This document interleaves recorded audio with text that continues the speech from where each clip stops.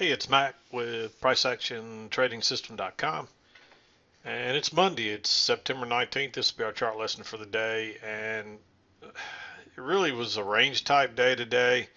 We had a fairly nice downtrend late morning, then it bounced again back in the afternoon. But really, I was looking at a two-tiered channel working down here. Once we started going lower, you want to look for that measured move. Um, you may have had a little bit of problem finding that. You shouldn't have had any problem finding the trend line here, but you might have had a little bit of problem finding this midline here. So you may not have been able to get this measured move, but even if you used right here, really the easiest way, let me just back up here, I'm making this too hard. The easiest way to find that measured move is just to do that, and that gets you to right here. So um, and that way you don't really even need this channel. You still needed this trend line, but you wouldn't have to know the tiers or where they were or anything like that. So I hope that's clear. You can see it swinging back and forth on both sides here. It came back into play here as well in the afternoon.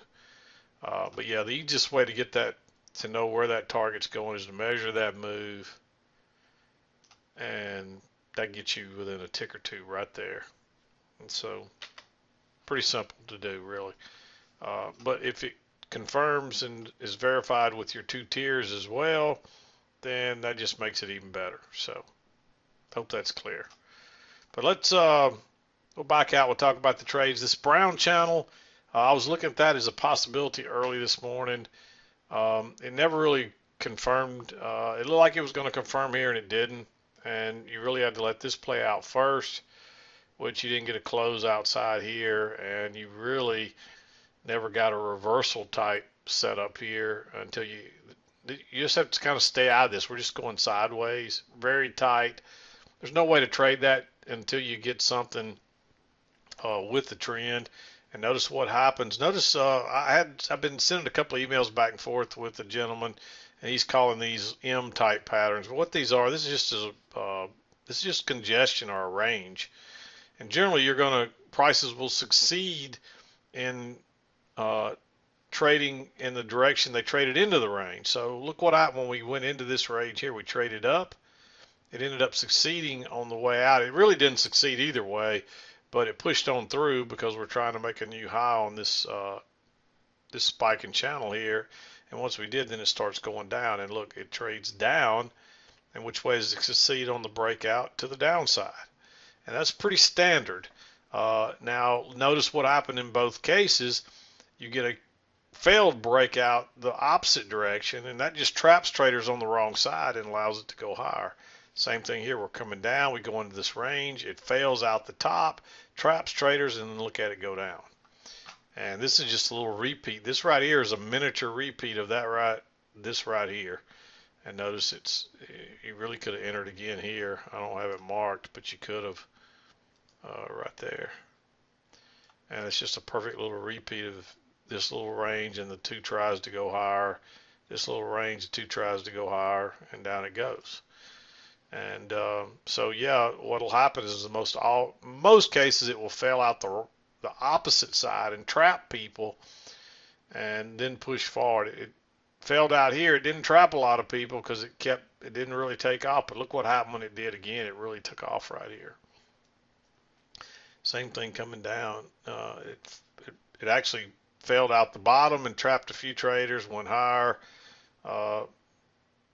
then failed out the top, and then you had that double failure, and then boom, off it goes. So, and this really confirmed the trend line, so you could enter there, and it's a failed break higher with enough room to get out. But when it comes back here again, if you aren't out yet, I like adding on right there. So I hope that's clear to that trader and for anyone else that might have been wondering about that as well.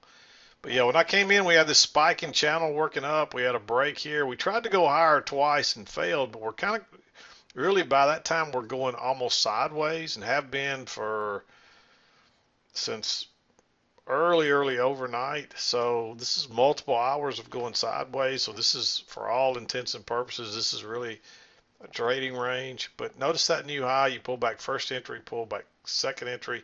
So that's a failed second entry long. More than anything, though, it's a double test of this double top that's already there. And it went higher first and then turned and went down out the other side. Um, and look how bearish. So I like going short when it turns down right there. And you don't know that it's going to shoot right on through there, but this turned out to be a pretty nice trade.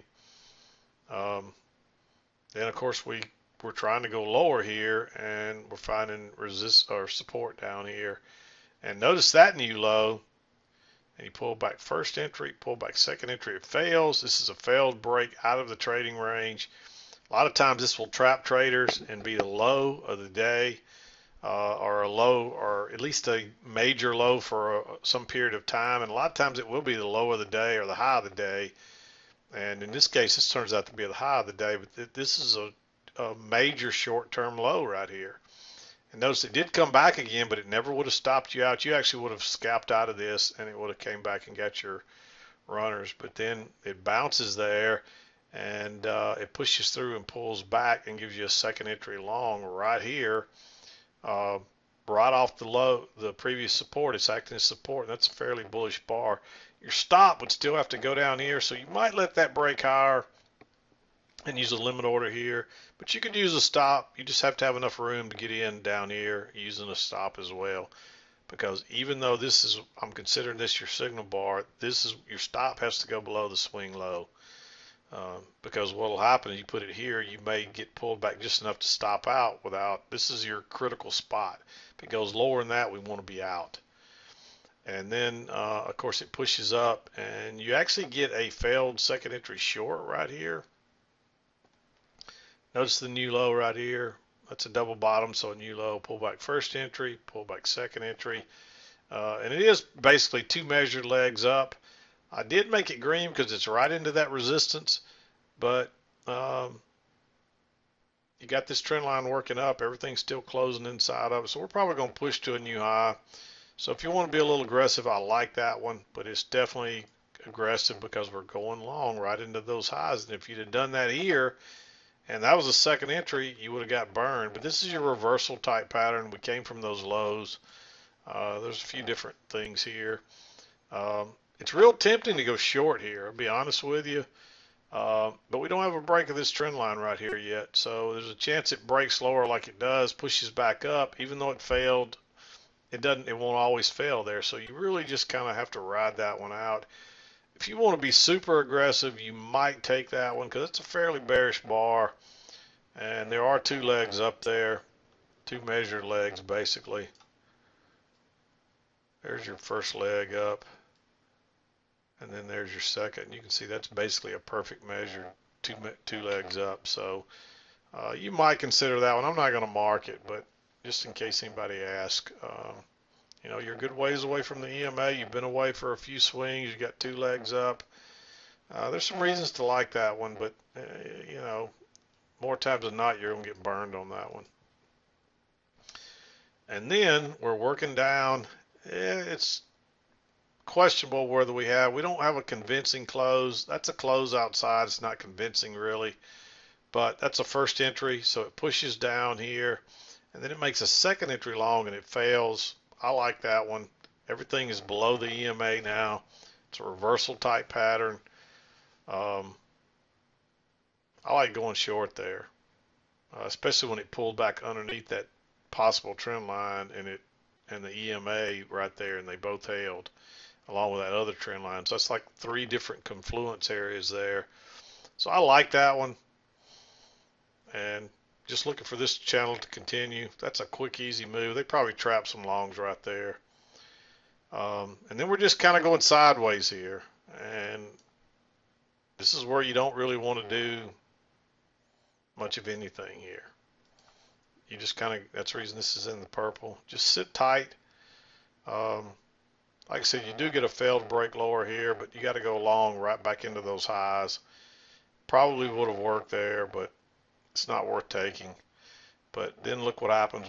On that failed breakout, look how bearish that bar is, and that confirms those first two swings on that trend line. And big bearish bar. Just go short right there. I really thought it would take on off, But it pulls back again. I guess enough people weren't sure that that trend line was accurate, and it breaks higher and turns. It goes right out the other side. Just if you're still in this trade, which you probably are, unless you used a limit order and let it back up and then went back down again, then you might have gotten in and out of that. But if not, I like adding on here. And if you're not in, I like entering. And if you were already out, I like entering again. Look at that bearish bar. Just go short. Again, you don't know that it's going to take off like that, but there's your first leg down, and there's two legs up right there. So look for a measured move down into right in this area, and look, we even surpassed that before we bounced and then went lower again. And then I would measure this move right here, and when we went lower from there, and you see we got another measured move down, which we already talked about that, I think. But anyway, we get a new low here, we bounce, first entry, pull back, there's a attempt to go higher, and this is again is just a repeat pattern of this over here, a more miniature one. I don't have the lower line on there, but you can see it right across there. And so that's a second entry short, big bearish bar. You wouldn't have had that trend line most likely. I just drew it off those first two swings. I didn't have it either, but I was playing this like a repeat trading range right here, and you can see it, and it looks just like this over here. And again, I like entering on the first one, and just like the second one, when it pulled back, you could add on or put another one on there. This one might be a little more risky. Here you knew you weren't at the lows. Here you're making a low of the day. So for that reason, you might be a little more hesitant on that one. But I still like it all the same. And then we push down, and it's just a breakout pullback short. And again, you're looking for a measured move down to here. But when you broke out of this, it normally is going to pull back and test it. You got a little trend line working up, so I wanted to see a close outside the new high, which comes here. So, and then you got a really bearish bar. It didn't close on its low, so you might let this one break lower and drop a limit order in. You could have used a stop, but and then when it pulls back and turns down, I like entering again because now you're probably going to take off. I am a little bit concerned about this one being so close to the low. You might let it break lower and drop a limit order a tick or so back in to try to get a little more room. I don't think you'd have caught that one that way. So this one is real borderline being green just because it's so close to that low of the day. That's very worrisome. And a lot of times it'll bounce. Even if it's going to go lower, it'll bounce there. So you got to be real leery of those. The better place to enter was here. And you would have had a runner that you could ride all the way down. And if you caught this one for sure, you have a runner all the way down. But that is a really bearish bar. And again, you're looking for that measured move down. And now you got to close outside of this channel. Huge move to a new low. Two measured legs down. You're way away from the EMA. You could almost enter right here, but I think you're trying to cherry pick bottoms, and you're probably going to get burned doing that, especially since if it would have broke higher above that one or even that one, but again, it can't get above.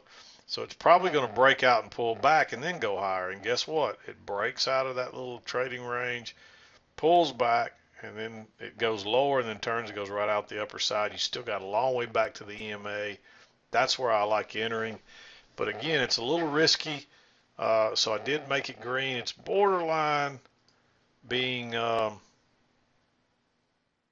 blue, but you got to go with green on that one because you really got to know what you're doing here to trade those.